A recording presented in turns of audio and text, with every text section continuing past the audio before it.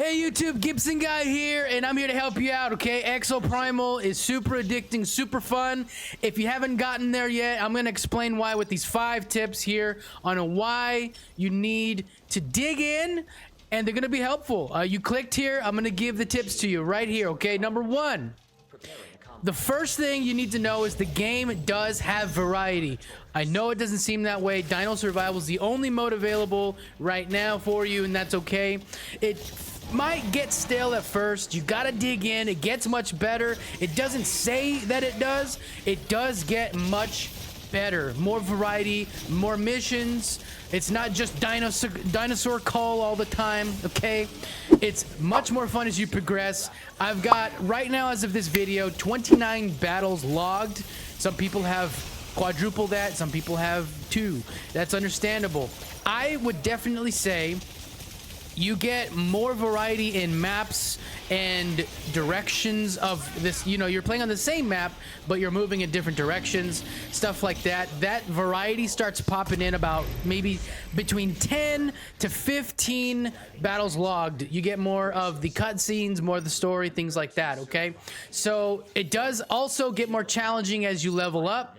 More game modes are even coming in future updates, more exosuits, more maps, more dinos, more content, okay? For example, Savage Gauntlet is coming July 28th, so there's a lot more to look forward to. One of the things that you want to keep in mind while you play is that you are grinding, you're unlocking things, and there's certainly a lot of variety that comes with that as you progress, okay? Tip number 2.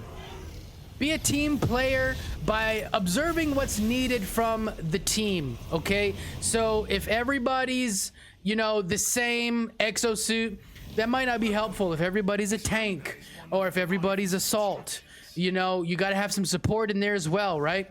So communicate if you can. Not everybody has headsets, and that's understandable. But communicate and be a team player. It's okay to be the healer once in a while. It's okay to be the tank once in a while, right?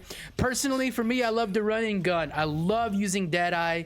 100% the most fun way to play the game for me. Other people love using you know, they love flying around in the air. They love summoning the vortexes. A lot of people love that sort of play style. A lot of people love the close combat. You know, it totally depends. I want you to look in the big picture here. Everybody needs a healer. You don't heal. You don't. So you gotta have a healer. You gotta have maybe the witch doctor in there or something like that, okay? So be open to helping out the team, because you're really gonna be struggling through the matches if you're not looking out for your teammates. Truthfully, it's not always about the objective, because part of the game is supporting your teammates, whether that's through assault and fighting. You see a teammate struggling because you're getting attacked by a massive triceratops. How do you help them out, right? So that's kind of what you got to be doing. All right. Tip number 3. You can complete objectives much faster by paying attention to the objectives on the top center of the screen, okay? It'll show you there's, you know, where there's how many raptors you need to kill, how many pteranodons you need to kill, how many pachycephalosauruses, you know, insert dino name here. There's a number to it. You'll see the picture, you'll see the number, how many you have so far, how many you need. Now, you want to keep that in mind, because as you're progressing, as you're going through, that number can increase. You want to understand that just because there's a million raptors never ending, they never stop spawning, and the whole time all you needed was 2 more pteranodon kills. So you need to pay attention to those numbers, what you're doing, how you're doing it, and pursue those objectives. You can get the objectives done much faster if you pay attention to that top part of your screen. Okay, all right, so for tip number 4, I gotta show you something in the menu. Ladies and gentlemen, okay, check it out. Here's tip number 4, module upgrades. Or let me say modules and their upgrades, okay? So I love Deadeye. That's just my preferred play style of the game. I've got tons of things here. You want to LB or RB, or I mean, if you're on the mouse, click over, big deal. You can change the rig, okay? Change the rig, you unlock stuff, you buy stuff. and that's what my preferred rig is. Whoops. Now let's go back in. Modules, damage chain, I've upgraded that module to level 5. I haven't unlocked all of them. I'm part-time. Give me a break. Level 5, I upgraded that to level 5 because landing consecutive hits, it increases the base damage by 25%. That's huge. Okay, so that's I love that. I need that. I gotta have it, right? Reload efficiency. Okay, excuse me. Reduces reload and recharge time by 20%. A lot of these are huge. Increases your health. This helps change aspects of your exosuit and of your play style. This can give you what you need. Look at this, man. D-shot grenade, level 5. Okay, because I love that rifle grenade. I gotta tell you, this modifies the rifle grenade performance, increases projectile speed, makes it fly on a straighter path so it doesn't lob so much, increases base direct hit by 20%. Okay, so if I just boom right into a triceratops butt, where that, you know, or I mean underbelly, whatever, boom. Okay, big damage, ladies and gentlemen. Okay, this one I haven't upgraded all the way. Can I? Yes, I can. Look at here is an example. Modifies, this is something that is actually huge for Deadeye. Reload dodge, modifies dive dodge performance. It automatically reloads the weapon upon use.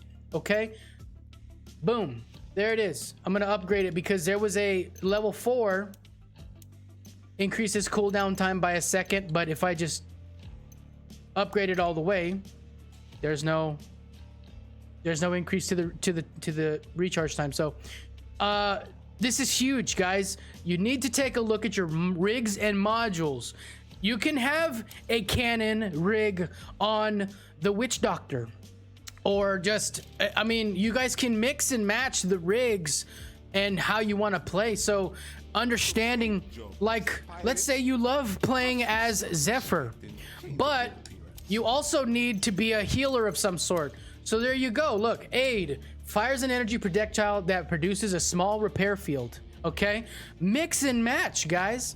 You can use catapult, performing a boost jump. Here's a shield. Okay, if you want to protect yourself because of your play style and that's what you want to do. A blade, you throw it out, and when it hits them, it paralyzes them. They can't move. Drill fist, powerful drill attack that can be charged up. So you have almost, think of it as a little piece of other exosuits to put on your own exosuit the way you want to. Okay, super cool, guys. Module upgrades, rigs. You gotta check out the hangar tab, and you gotta get in there, man. Customize your stuff, play the way you want to play. I love reloading by dodging. Okay, that freaking somersault roll that Deadeye does, when you're shooting, roll, you see what I'm saying? Okay, all right. And for tip number 5, let's talk about aim assist. Okay, for PvP situations when you're up against enemy exosuits. Okay, the first thing you need to understand is there is no aim assist when shooting against dinosaurs. There is none. Okay, and that probably is for the best. To be honest, I understand why. It's because if, let's just pretend there's a crap ton of raptors right here, okay, and if I'm shooting at all of them and there's aim assist on every single one, and there's aim assist on the Pachycephalosaurus and the Pteranodon, and then there's a Triceratops, and if there was aim assist on all of that, you guys are gonna be having super slow aim the whole time like this, because there's too many enemies and they all have aim assist on them. You're just not going to be able to feel like you can control your aim. So that's understandable. But when it comes to PvP situations, player versus player, i.e. enemy exosuits like this is where you need to understand you do have aim assist, okay? Now, I've lowered my aim assist setting from 10, which is the full power, to 9. I didn't want it to be as strong. In this game, because of the way that enemies can move and jump and fly and stuff, you do kind of need to have some strong aim assist. But in this case, you need to understand how aim assist works. You get rotational aim assist. So right now, I'm just using my left stick. I'm not using my right stick, okay? So you're gonna get some rotational aim assist and correction there to help track your enemy target. Now, there's also aim slowdown, which is over here. So past 70 meters, you do not get aim slowdown. What is aim slowdown? So there's, look at my left, right, no slowdown, but look at this left, right. Look at this left, right. Okay, you see that? It slows down when it gets to a bubble around that player. Okay, that exosuit rather. But when I go to this one, there is no aim assist slowdown past 70 meters. That's what that tells me. Okay, so at about 70 meters, you can still have some aim assist to help you stay on target. You want to fight the recoil. Let's see, no aim assist right here, right? There's no aim slowdown there. But there's aim slowdown here. You see that? Look, I'm going to show you. Look, here's a sweep. Sweep. Did you feel that aim slowdown there? Look, I'll go a little slower just so you can catch it. None. Oh! Okay. Did you see that? You saw it. I saw you saw it. Okay, good. So when you're talking about long range, you want to fight the recoil. Keep on target. They're obviously not going to be standing still, okay? So that's what makes it a little tough during some of these fights. Oh, wow. So I just learned that this dude's bullets don't even hit at 200 meters. You see that? I'm just making sure they don't lob. Okay, well, we just learned that together. How about that, right? Okay, so anyway, aim assist, guys. Learn how to use it. Learn how it feels so you can track your target. And if you want more help with your controller settings, I made a separate video for that specifically, sharing my settings and how I can just be able to control everything much easier for my taste. And you can, you can copy it directly and change it to taste if you want to, add salt to taste, as they say, right? Okay, so those are my 5 tips for you. And if you have any questions about any of that, please feel free to comment down below. If you want to get some games in, I'd love to squad up, so let me know. Subscribe with notifications on. Like this video if it's helped.